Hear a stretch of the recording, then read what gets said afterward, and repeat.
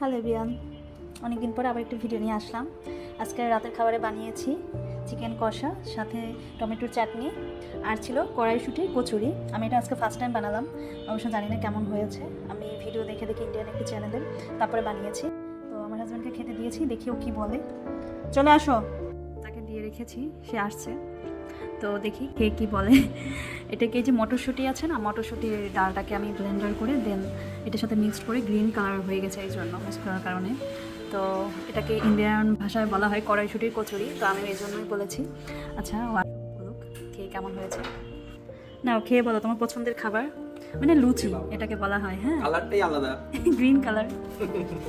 মটরশুঁটি কালার না? হ্যাঁ, খেয়ে বলো। আমি সেদিন একটা ভিডিওতে দেখেছি ইন্ডিয়ান একটা চ্যানেলের, তো ভাবলাম আমি একটু বানাবো চিকেন কষা। বলো কেমন।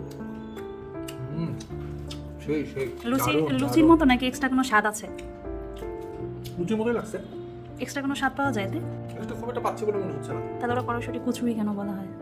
লুচিই তো বলতে পারে, তাই না? তো চাটনি দিয়ে খেয়ে বলো। আচ্ছা, এখন বলো চিকেন আর চাটনি কেমন হয়েছে? সুপার, দুটোই সুপার হয়েছে। তুমি একটা কাজ করো, একটা রেস্টুরেন্ট খুলে ফেলো, বুঝছো? যাতে মানুষ এগুলো খেতে পারে তোমার হাতে।